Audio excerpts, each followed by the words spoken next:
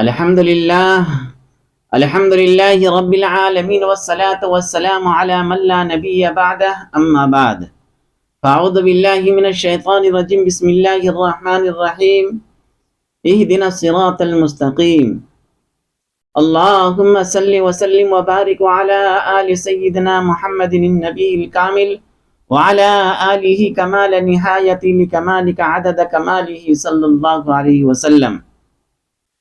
حضرات محترم معزز سامعین، اللہ رب العزت سے ہم اور آپ بلکہ پوری دنیا کے مسلمان دعا کرتے ہیں اللہ سے، اور دعا میں مانگتے ہیں اہدنا الصراط المستقیم، لیکن آج تک نہ ہم سمجھ سکے نہ آپ سمجھ سکے کہ اہدنا الصراط المستقیم کیا ہے، اس کے میننگ کیا ہو سکتے ہیں، اللہ تبارک و تعالیٰ نے اپنے بندوں کو کیا سکھایا ہے۔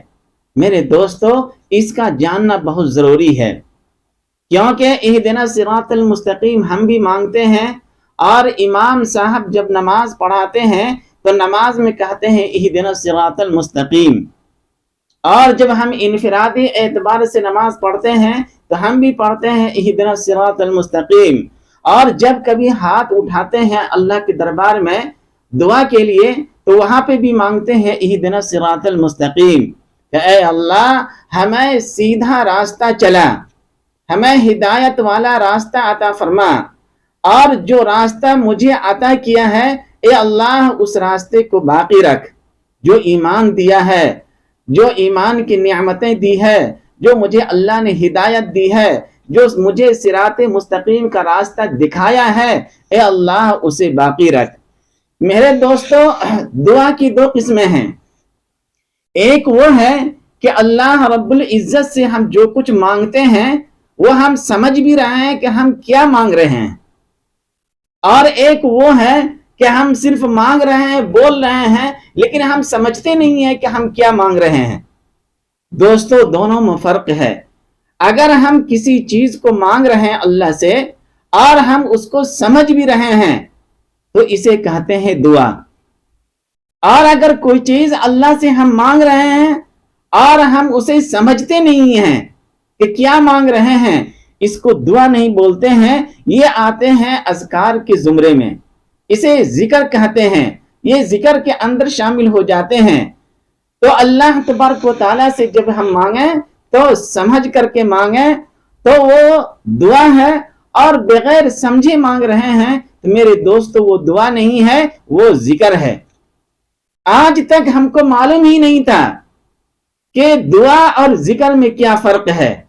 میرے دوستو، آپ اچھی طرح سے سمجھ لیجئے کہ دعا جسے ہم سمجھ کر کے مانگتے ہیں وہ دعا ہے، اور بغیر سمجھے جو مانگ رہے ہیں، اگرچہ ہاتھ اٹھا کر کے مانگ رہے ہیں، وہ دعا نہیں ہے، وہ ذکر کے اندر شامل ہوتے ہیں کہ آپ اللہ کی ذکر کر رہے ہیں۔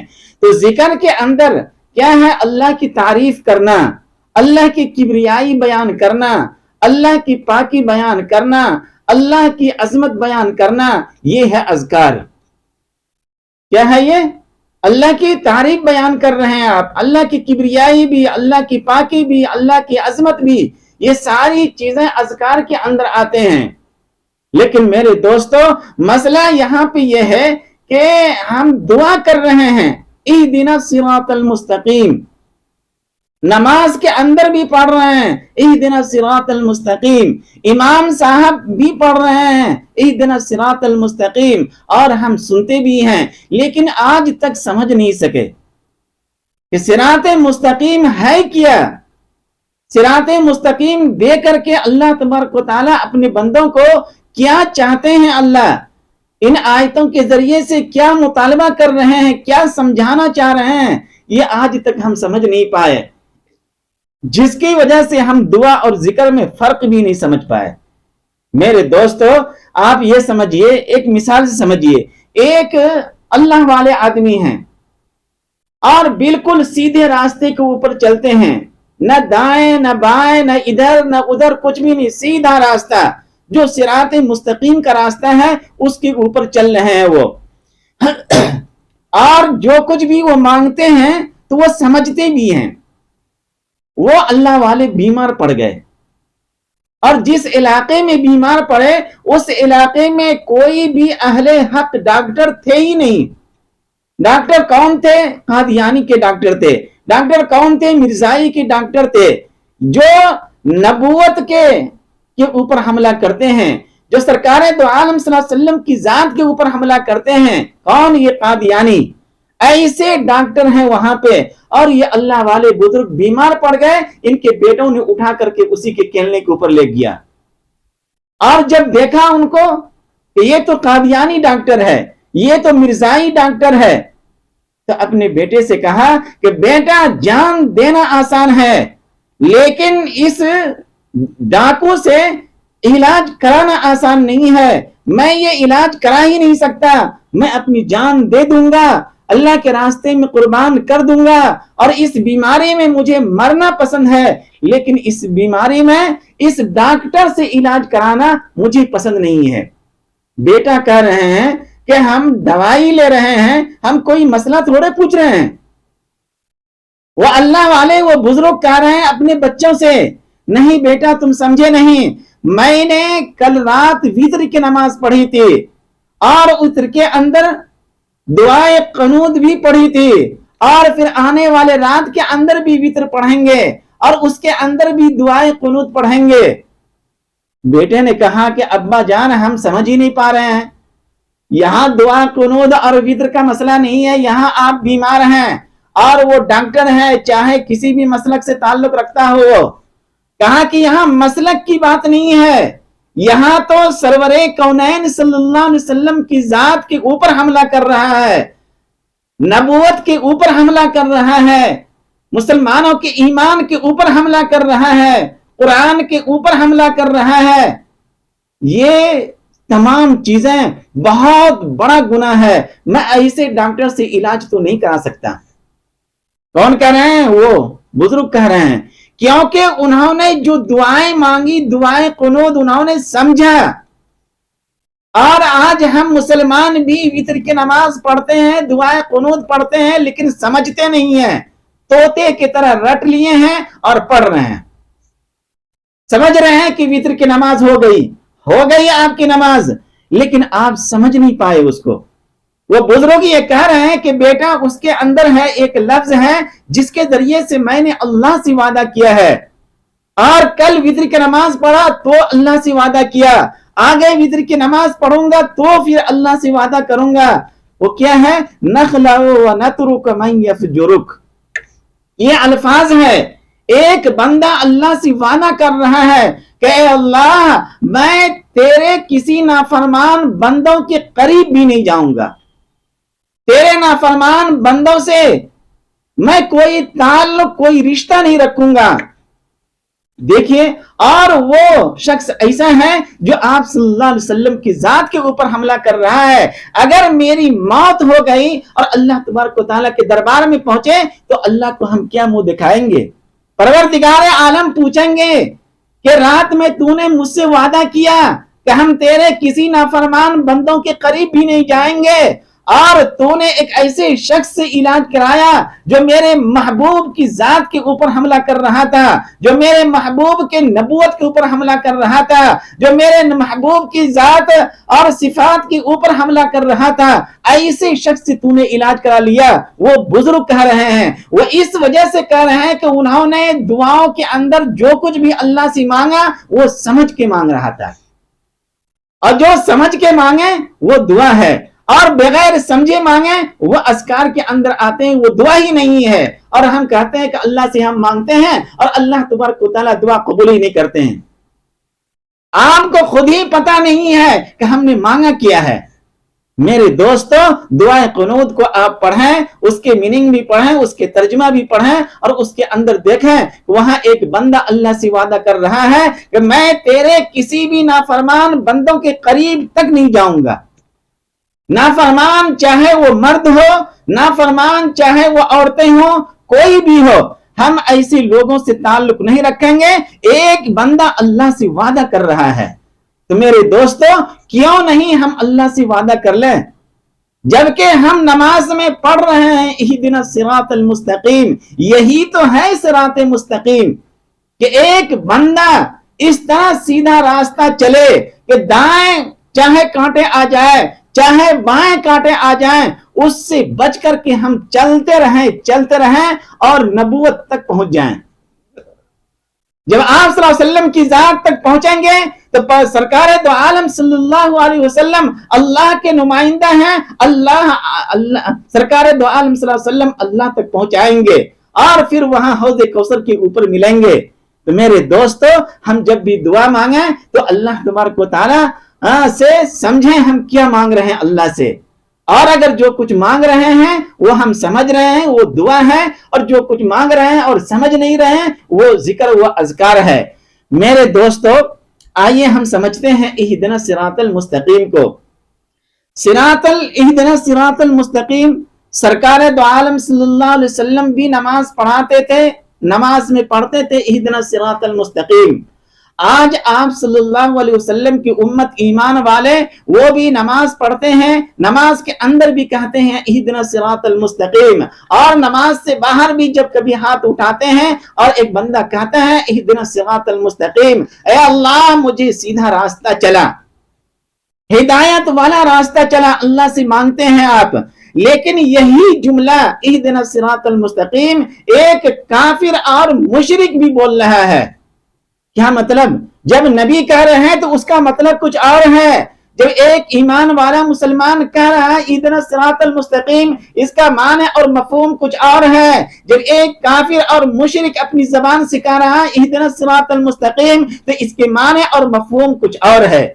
اور آج ہم سب کو ملا دیے ہیں، سمجھ ہی نہیں پا رہے ہیں، اور کیا کہتے ہیں کہ ہم تحقیق کر رہے ہیں۔ کیا یہی تحقیق ہے؟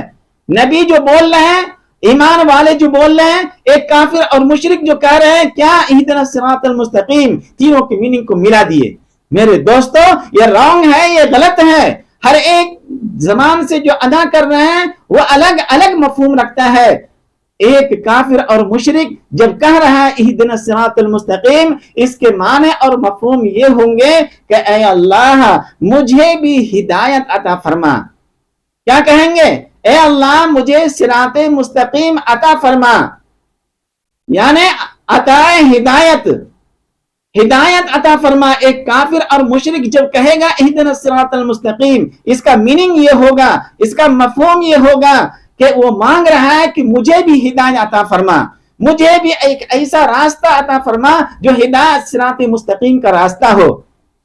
لیکن جب یہی ایک مسلمان کہے گا اہدنا الصراط المستقیم، تو اس کے معنی اور مفہوم الگ ہوں گے۔ اس کا معنی اور مفہوم یہ ہوگا، جب ایمان والا بندہ کہہ رہا ہے اللہ کے دربار میں اہدنا الصراط المستقیم، اس کا معنی یہ ہوگا کہ اے اللہ تو نے مجھے صراط مستقیم کے اوپر چلایا، اے اللہ تو نے مجھے صراط مستقیم دکھایا، اے اللہ تو نے مجھے ہدایت عطا فرمایا۔ اس ہدایت کو، اس سیدھے راستے کو اے اللہ موت کے آخری شام تک باقی رکھنا۔ یہ ہے مطلب ایمان والے جب کہہ رہے ہیں اہدنا الصراط المستقیم، یہ ہے اس کا میننگ اور یہ ہے اس کا معنی۔ لوگ آج سمجھتے نہیں ہیں، ہم یہ سمجھتے نہیں ہیں، سب کو آپس میں ملا دیتے ہیں۔ کافر کہہ رہا ہے اس کا میننگ کچھ اور ہے، ایمان والا کہہ رہا ہے اس کا میننگ کچھ اور ہے۔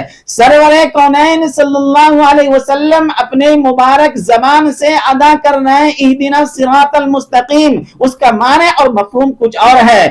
جب نبی کہے تو اس کا معنی یہ ہوتا ہے کہ اے اللہ تو نے مجھے چلایا، تو نے مجھے دکھایا اہدنا الصراط المستقیم۔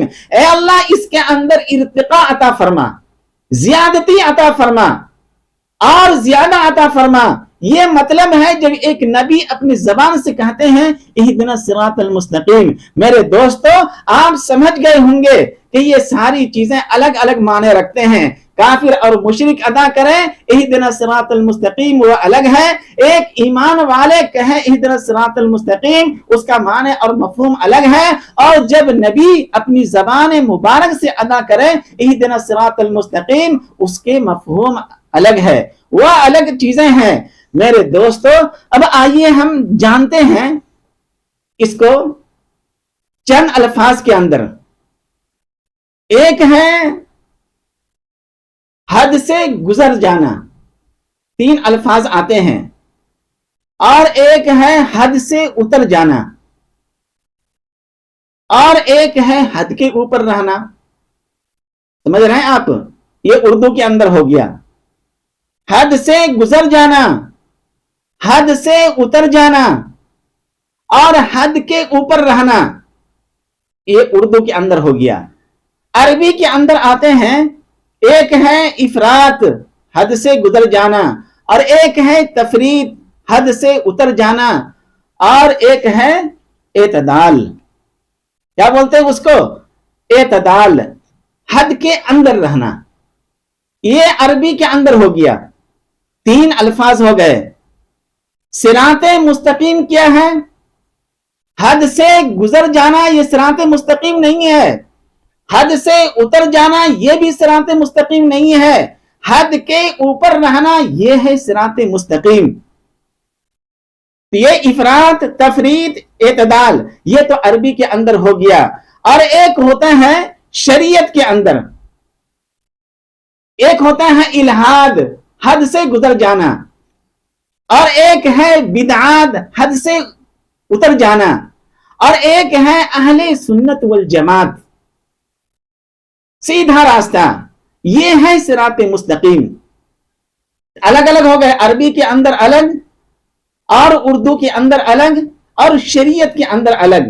کبھی بولتے ہیں نا الہاد کے اندر مبتلا ہو گیا، ملحد ہو گیا، اور کبھی ہوتا ہے کہ الہاد سے نیچے گزر گیا، نیچے اتر گیا، جسے بولتے ہیں بدعات، کوئی نئی چیز ایجاد کر لیا. ہم کو الہاد کے اندر بھی نہیں جانا، حد سے گزرنا بھی نہیں ہے، اور مجھے بدعات کے اندر بھی نہیں جانا ہے، یعنی حد سے اترنا بھی نہیں ہے. اہل سنت والجماعت جو ہے وہ اہل سنت والجماعت ہے کیا؟ اللہ کے رسول صلی اللہ علیہ وسلم نے فرمایا ما انا علیہ و اصحابی، جس کے اوپر میں ہوں اور میرے صحابہ ہیں، یہ ہے اہل سنت والجماعت، اور یہ ہے صراط مستقیم کا راستہ. ایک مثال سے یہ سمجھیں کہ ایک طبقہ وہ ہے جس کا یہ عقیدہ ہے کہ اللہ عرش کے اوپر ہے، حد سے گزر گیا. یہ ایک طبقہ وہ ہے جس کا عقیدہ یہ ہے کہ اللہ صرف اور صرف عرش کے اوپر ہے، اور ایک طبقہ وہ ہے جس کا عقیدہ یہ ہے کہ اللہ ہر جگہ پہ ہے، اور سرکار دو عالم صلی اللہ علیہ وسلم کی ذات بھی ہر جگہ کے اوپر ہے. یہ حد سے اتر گیا. اللہ عرش کے اوپر ہے، ایک طبقہ کا عقیدہ ہے صرف عرش کے اوپر ہے، یہ الہاد کے اندر داخل ہو گیا، حد سے گزر گیا. اور ایک شخص کا عقیدہ یہ کہ اللہ ہر جگہ ہے، لیکن سرکار دو عالم صلی اللہ علیہ وسلم کا صلی اللہ علیہ وسلم بھی ہر جگہ ہے، یعنی اللہ رسول کو دونوں کو ملا دیا. یہ حد سے اتر گیا، بدعات کے اندر داخل ہو گیا. اعتدال اور معتدل وہ راستہ کیا ہے؟ وہ راستہ یہ ہے کہ اللہ تبارک و تعالیٰ کی ذات ہر جگہ پہ ہے. میں صرف وضاحت کر رہا ہوں، دلائل آپ کتب خانے کے اندر جا کر کے لیجئے، دلائل یہاں بیان کرنے کا وقت نہیں ہے. میں صرف وضاحت کر رہا ہوں، آپ اس کو سمجھنے کی کوشش کیجئے. ایک طبقہ معتدل طبقہ وہ ہے جو کہہ رہے ہیں اللہ تبارک و تعالیٰ کی ذات ہر جگہ پہ ہے، بلا جسم، بلا مکان، بلا جہد. اللہ تبارک و تعالیٰ کی ذات بغیر کسی وجود کے، بغیر کسی جسم کے، بغیر کسی مکان کے، بغیر کسی جہد کے، اللہ تبارک و تعالیٰ کی ذات ہر جگہ پہ ہے. اور سرکار دو عالم صلی اللہ علیہ وسلم مدینہ منورہ میں ہیں. کہاں ہیں سرکار دو عالم صلی اللہ علیہ وسلم؟ مدینہ منورہ کے اندر ہیں. یہ ہے اعتدال کہ اللہ کی ذات ہر جگہ پہ ہے اور سرور کونین صلی اللہ علیہ وسلم کی ذات مدینہ منورہ کے اندر ہیں. میرے دوستو، یہ ایک طبقہ کا عقیدہ ہے، اور اس کے اندر حد سے گزرے نہیں.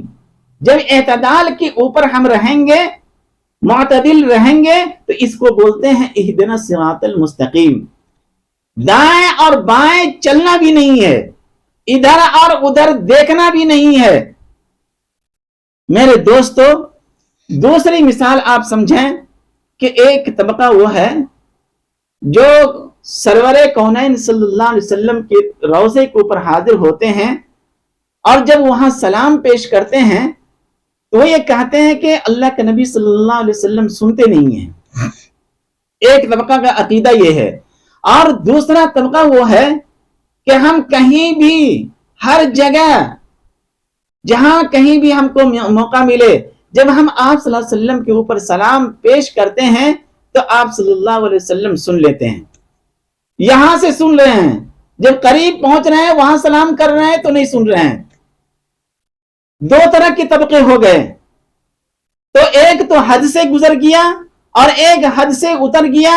اور اعتدال والا طبقہ کیا ہے جس کو ہم بولتے ہیں صراط مستقیم؟ وہ یہ ہے کہ جب ہم روضہ رسول کے اوپر سلام پیش کرتے ہیں تو اللہ تبارک و تعالیٰ سنا دیتے ہیں، اور جب ہم دور دراز کسی علاقے سے درود و سلام پیش کرتے ہیں تو اللہ تبارک و تعالیٰ پہنچا دیتے ہیں. دیکھ رہے ہیں، یہ ہے اعتدال اور یہ ہے صراط مستقیم. یہ ہے صراط مستقیم کے معنی. میرے دوستو بہت مشکل ہے سمجھانا، آپ سمجھنے کی کوشش کیجئے، ورنہ آج کے اس پرفتل ماحول میں آپ گمراہ ہو جائیں گے. میرے دوستو ایک اور مثال آپ سمجھیں. ایک شخص ولی کی کرامت کو مانتے ہی نہیں ہے، ایک طبقہ وہ ہے. اور ایک طبقہ وہ ہے جو ولی کی کرامت کو مانتے ہیں اور ولی ہی سے مانگتے ہیں. ایک حد سے گزر گیا اور ایک حد سے اتر گیا. اعتدال کا جو راستہ ہے، صراط مستقیم کا جو راستہ ہے، وہ یہ ہے کہ ہم ولی کی کرامت کو مانتے ہیں لیکن ولی سے نہیں، ولی کے خدا سے مانگتے ہیں. یہ ہے اعتدال کا راستہ، یہ ہے معتدل راستہ. میرے دوستو یہ بہت ساری چیزیں ہیں، اس وجہ سے ہم لوگ افراط اور تفریط کی شکار نہ ہوں. مثالیں آپ دیتے رہیے، آگے بڑھتے رہیے. آپ جیسے کہ رمضان المبارک کا مہینہ ہے، ایک طبقہ وہ ہے جو کہتے ہیں کہ 20 رکعت تراویح پڑھنا ہے، اور ایک طبقہ وہ ہے جو کہتے ہیں کہ 8 ہی رکعت تراویح پڑھنا ہے. جو کہتے ہیں 20 رکعت تراویح پڑھنا ہے اور اس کے بعد دعا بھی مانگنا ہے، اور دعا کے اوپر لڑ رہے ہیں. وہ 20 رکعت تراویح کو مانتے ہیں اور 20 رکعت تراویح کی بعد جو دعا مانگتے ہیں، دعا اگر امام صاحب نہیں مانگے تو لڑنے جھگڑنے کے لیے تیار ہو جاتے ہیں. اس کو بولتے ہیں افراط، حد سے گزر گیا ہے یہ. اور جو لوگ 8 ہی رکعت تراویح پڑھتے ہیں وہ حد سے اتر گئے ہیں. اعتدال کیا ہے؟ اعتدال یہ ہے کہ ہم 20 رکعت تراویح پڑھتے ہیں اور 20 رکعت کے بعد جو دعا ہے اس کے اوپر لڑتے نہیں ہیں، جھگڑتے نہیں ہیں. دعا مانگ لیا تو بھی بہتر، دعا نہیں مانگے تو بھی بہتر. اس طرح کی بہت سارے مثالیں ہیں، بہت ساری چیزیں ہیں، آپ دیکھ سکتے ہیں. اس وجہ سے میرے دوستو اور چیزیں ہیں، مثال میں دیتا رہوں تو دیتا رہ جاؤں گا. ایک شخص ایک ہی ہاتھ سے سلام کرتا ہے، وہ حد سے گزر گیا ہے. اور ایک آدمی 2 ہاتھ سے مصافحہ کرتا ہے. ایک آدمی ایک ہی ہاتھ سے مصافحہ کر رہا ہے، یہ حد سے گزر گیا. اور ایک آدمی 2 ہاتھ سے مصافحہ کرتا ہے لیکن گھٹنوں کے بالائی سے جھک جاتا ہے. وہ ایک افراد کرتا ہے اور ایک تفرید کرتا ہے. معتدل صراط مستقیم کا جو راستہ ہے وہ کیا ہے میرے دوستو؟ وہ یہ ہے کہ 2 ہاتھ سے ہم مصافحہ کریں لیکن جھک کر کے نہیں، گھٹنوں کے بل نہیں. اسی طرح جس طرح سرور کونین صلی اللہ علیہ وسلم نے مجھے سکھایا ہے. یہ تمام چیزیں جو میں بیان کر رہا ہوں یہ ہے صراط مستقیم کے معنی. اہدنا صراط المستقیم ایک ہے معنی، ایک ہے علامات اور ایک ہے انعام. یہ جتنی مثالیں میں دے رہا ہوں، افراط اور تفریط، الہاد اور ملحد، یہ ساری چیزیں جو بتا رہا ہوں بتا تمہید کے طور پہ، یہ آپ سمجھ لیجئے کہ اہدنا الصراط المستقیم ہے۔ آپ سیدھے راستے کے اوپر چلنے کی کوشش کریں۔ میرے دوستو، اب آئیے کہ ہم صراط مستقیم کے راستے کے اوپر چلیں گے کیسے؟ یہ بہت مشکل ہے میرے دوست۔ اس کے لیے مجھے کیا کرنا پڑے گا جو ہم سیدھے راستے کے اوپر چلنے پڑیں؟ چلتے رہیں، ہم کہیں ادھر نہیں بھٹک جائیں، کبھی ادھر نہیں بھٹک جائیں، بلکہ سیدھے راستے کے اوپر چلتے رہیں۔ اس کو بولتے ہیں اہدنا الصراط المستقیم کی علامات، اور علامات 4 ہیں۔ ایک علامت ہے کہ جس راہ کے اوپر نبی چل رہے ہیں اسی راہ کے اوپر آپ چلتے رہیے۔ لیکن میرے دوستو، سرکار دو عالم صلی اللہ علیہ وسلم آخری نبی تھے، نبوت کا دروازہ بند ہو چکا ہے۔ اب آئیے، صحابہ جس راستے کے اوپر صحابہ چلتے رہے اس کے اوپر آپ چلتے رہیں۔ جب نبی ہی کا دروازہ بند ہو گیا ہے، نبی ہی نہیں ہے، تو نبی کے صحابہ کہاں سے ہوں گے؟ اس کا بھی دروازہ بند، اب وہ بھی نہیں ہے۔ تیسری چیز ہے شہید۔ جس راستے کے اوپر شہید چلے ہیں اس راستے کے اوپر چلتے رہیے، یہ ہے صراط مستقیم کا سیدھا راستہ۔ لیکن مسئلہ یہ ہے کہ شہید جو مر چکا ہے، شہید ہو چکا ہے، اس سے جب ہم کوئی چیز پوچھیں گے وہ تو بتائے گا ہی نہیں۔ نبی بھی نہیں ہے، صحابہ بھی نہیں ہے، شہداء بھی نہیں ہے۔ اب ایک طبقہ رہ گیا ہے، ایک چوتھی علامت اہدنا الصراط المستقیم کا، وہ ہے اولیاء کرام، وہ ہے علماء کرام، وہ ہے اہل علم، وہ ہے اہل ذکر، وہ ہے والصالحین۔ تو یہ 4 علامات صراط مستقیم کے اوپر چلنے کی اللہ تبارک و تعالیٰ نے بتایا ہے۔ کیا آپ نبی کے راستے کے اوپر چلتے رہیں، یا صحابی کے راستے کے اوپر چلتے رہیں، یا شہداء کے راستے کے اوپر چلتے رہیں، یہ تینوں آج کے دور میں موجود نہیں ہے، اور صرف ایک علامت ہے، اور وہ کیا ہے؟ وہ چوتھی علامت، وہ ہے اولیاء کرام، وہ ہے علماء کرام، وہ ہے ہمارے صلحاء، وہ ہے ہمارے مشائخ، وہ ہے ہمارے ذکر کرنے والے مشائخ، وہ ہے ہمارے چٹائی کے اوپر پڑھانے والے علماء کرام۔ یہ ایک چوتھی علامت باقی ہے۔ مسئلہ یہاں پہ یہ ہے کہ ایک بندہ جنت کے اندر جانا چاہ رہا ہے اور اللہ سے کہہ رہا ہے کہ اے اللہ مجھے جنت الفردوس عطا فرما۔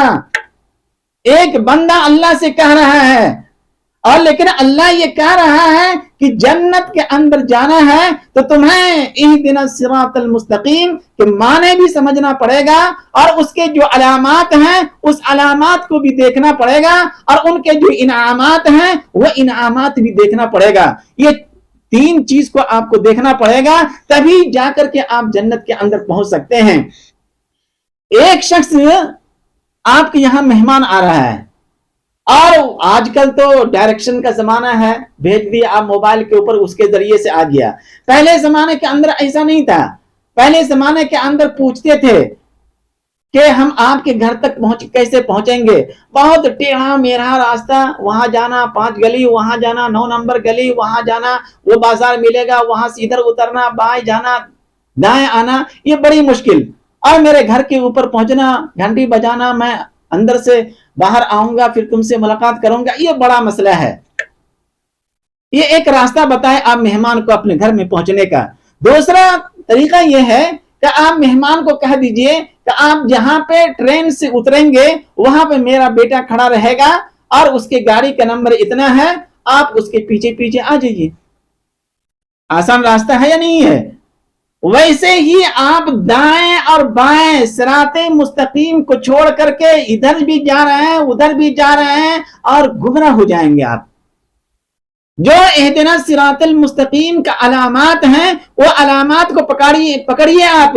3 علامات تو گزر چکے, ایک چوتھی علامت تا قیامت تک باقی رہیں گے. اور قرآن نے کہا وَكُونُوا مَعَ الصَّادِقِينَ, سچے لوگوں کے ساتھ رہو, ان کی رہنمائی میں رہو اور ان کے پیچھے پیچھے چلتے رہو. قرآن نے کہا فَادْخُلِي عِبَادِي وَادْخُلِي جَنَّتِي, پہلے تم بندوں کے اندر داخل ہو جاؤ تو اللہ تبارک و تعالیٰ اس کے ذریعے سے تمہیں جنت کے اندر داخل کرے گا. تو میرے دوستو یہ ہیں علامات, میں صرف وضاحت کر رہا ہوں. اہدنا الصراط المستقیم کا معنی بھی آپ سمجھ لیجئے, اور اس کے علامات جو ہے چوتھی علامات, اور اس کو بھی دیکھتے رہیے. اور جب ہم چلتے رہے چوتھی علامات کو پکڑ لیے, لیکن ہم کو اب انعام کیا ملے گا, یہ بھی بڑا مسئلہ ہے. میرے دوستو آپ دنیا کے اندر جتنے بھی اعمال کر رہے ہیں, میدان حشر کے اندر ایک ہے عالم امثال. آپ کے تمام اعمال کو عالم امثال میں ان کی شکلیں دی جائے گی اور وہاں پہ آپ کو دکھایا جائے گا. اگر آپ شب معراج کو جانتے ہوں گے, اور اگر نہیں جانتے ہیں تو آپ پڑھ لیجئے.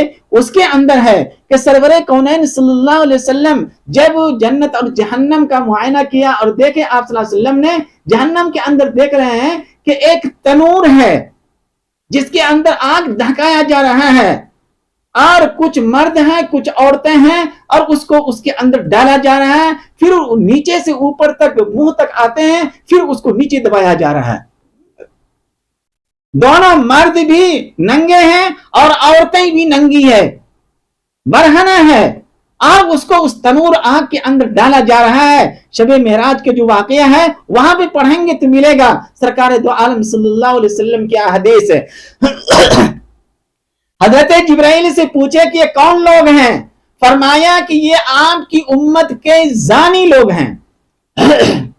زانی چاہے مرد میں ہو چاہے وہ عورتوں میں ہو, اگر بغیر توبہ کی مرگیاں ہیں, توبہ ان کو نصیب نہیں ہوا ہے, تو ان کا حشر میدان حشر کے اندر یا جہنم کے اندر یہی ہوگا کہ تنور کے اندر جلتا رہے گا. جو دنیا کے اندر آپ اعمال کیے اس کو تمثیل کے طور پہ اللہ تبارک و تعالیٰ نے وہاں پہ آپ دکھایا. سرکار دو عالم صلی اللہ علیہ وسلم دیکھ رہے ہیں کہ ایک شخص خون کی ندیاں ہیں, خون اور پیپ جانتے ہیں آپ, خون کی ندیاں ہیں, اور اس کے اندر کچھ لوگ ہیں جو اس کو دھکیل رہا ہے. وہ کنارے تک آتے ہیں, پھر پتھر مار کر کے اس کو بیچ کے اندر ڈال دیا جا رہا ہے. بھوک لگ رہی ہے تو وہی اس کو پیپ پینے کے لیے دیا جا رہا ہے, پیاس لگ رہی ہے تو, اور اگر بھوک لگ رہی ہے تو زقوم کی درخت کا جو کانٹے دار پھل ہے وہ اس کو دیا جا رہا ہے. سرور کونین صلی اللہ علیہ وسلم نے حضرت جبرائیل سے پوچھا کہ جبرائیل یہ کون لوگ ہیں, تو سرور کونین صلی اللہ علیہ وسلم کو بتایا گیا, حضرت جبرائیل نے بتایا کہ یہ آپ کی امت کے سود خور لوگ ہیں, جو سودی کاروبار کرتے ہیں, جو انٹرسٹ کے اوپر آپ کی امت میں کام کرتے ہیں. ایسے تمام لوگوں کے جو یہ اعمال ہے دنیا کے اندر سود خوری کا, ایسے لوگوں کو تمثیل کے طور پہ وہاں پہ عذاب دیا جائے گا. دیکھ رہے ہیں آپ. تو میرے دوستو یہ مثالیں ہیں, لیکن مسئلہ یہ ہے کہ اہدنا الصراط المستقیم کے اوپر چلنا آج کے زمانے میں بہت مشکل ہے. جس طرح صراط مستقیم کے اوپر چلنا, سیدھا راستہ پہ چلنا یہ مشکل ہے, اس کی تمثیل پل صراط ہے. جس طرح پل صراط کے اوپر سے گزرنا مشکل ہوگا, ویسے ہی اہدنا الصراط المستقیم کا جو راستہ ہے اس کے اوپر چلنا آج امت کو مشکل لگ رہا ہے. پل صراط کا جو راستہ ہے 500 سال چڑھنے میں لگے گا, اب 500 سال گزرنے میں لگے گا, اور 500 سال اس کو اترنے میں لگے گا. 1500 سال لگے گا اس کو کس کے اوپر, پل صراط کے اوپر. اور وہ پل صراط جو بال سے زیادہ باریک اور تلوار سے زیادہ تیز ہے. دیکھ رہے ہیں آپ, ایک گاؤں کے اندر حضرت ایک تقریر کر رہے ہیں, گاؤں کے اندر کیونکہ اندر پڑھے لکھے لوگ نہیں ہوتے ہیں، اور وہ کہہ رہے ہیں کہ بابا اگر پل صراط کے اوپر سے گزرنا ہے تو نماز پڑھنا پڑے گا، پل صراط کے اوپر سے گزرنا ہے تو روزہ رکھنا پڑے گا، پل صراط کے اوپر سے گزرنا ہے تو عاجزی و انکساری کے ساتھ دنیا کے اندر زندگی گزارنا ہے۔ ایک بوڑھا آدمی کھڑا ہو گیا اور کہا کہ حضرات آپ جو نقشہ بتا رہے ہیں پل صراط کا، اگر لوگ نماز بھی پڑھ لے، روزہ بھی رکھ لے اور آپ صلی اللہ علیہ وسلم کے اخلاق کو بھی اپنا لے، پھر بھی نہیں چل سکتا ہے، کیونکہ وہ بال سے زیادہ باریک اور تلوار سے زیادہ تیز ہے۔ حضرت خاموش ہو گئے، کیونکہ انہوں نے اہدنا الصراط المستقیم کو سمجھا ہی نہیں تھا، اس وجہ سے آگے انہوں نے سمجھا نہیں سکا۔ اس وجہ سے میرے دوستو، آپ دین کے ایک ایک بات کو سمجھیں اور پھر امت کو سمجھانے کی کوشش کریں، لوگوں کو سمجھانے کی کوشش کریں۔ آپ صلی اللہ علیہ وسلم کی آخری امت ہے، اہدنا الصراط المستقیم کے معنی کو بھی سمجھیں، اہدنا الصراط المستقیم کے علامات کو بھی سمجھیں، اور اہدنا الصراط المستقیم کے اوپر جو انعامات ہیں جب اس کے اوپر چل جائیں گے، اہدنا الصراط المستقیم کے اوپر، تو انعامات کیا دیں گے؟ تو اللہ تبارک و تعالیٰ پل صراط کے اوپر آپ کو بجلی کی طرح سے گزار دیں گے اور آپ کو جنت الفردوس میں پہنچا دیں گے۔ وہ انعام ہوگا جب ہم اہدنا الصراط المستقیم کے راستے کے اوپر چلتے رہیں گے۔ میرے دوستو، بہت ساری تفصیلات ہیں اس کی، لیکن چوتھی جو علامت ہے وہ کیا ہے؟ وہ ہے علماء۔ آج کے اس زمانے کے اندر علم سیکھنے کے لیے سب سے مضبوط پیلر، سب سے مضبوط چیز اگر کوئی ہے تو وہ علماء کرام ہے۔ اس وجہ سے میرے دوستو، آپ علماء کرام کے اوپر کبھی انگلی نہ اٹھائیں، علماء کرام کے کبھی عیب بیان نہ کریں، علماء کرام کے اندر کوئی عیب ہے اسی نظر انداز کر کے اس کے خوبیوں کو بیان کریں۔ آپ کبھی بھی امت کو علماء کرام سے کٹ نہ کریں، کیونکہ صراط مستقیم کے اوپر چلنے کے لیے جو راستہ ہے، جو علامات ہیں، وہ ایک چوتھی علامت ہے، وہ ہے علماء، وہ ہے صلحاء، اس کے علاوہ کوئی نہیں ہے۔ اس وجہ سے کبھی بھی ایسا ہرگز نہ کریں، علماء کرام کا آپ تعاون کریں، علماء کرام کی بازو کو مضبوط کریں، علماء کرام سے اپنے رشتہ کو مضبوط کریں، تو آپ کے لیے صراط المستقیم کا جو راستہ ہے اس کے اوپر چلنا آسان ہوگا۔ اور جب یہاں پہ چلنا آسان ہو جائے گا تو اس کی تمثیل اور اس کی مثالیں وہ پل صراط ہے، وہاں پہ گزرنا آسان ہو جائے گا۔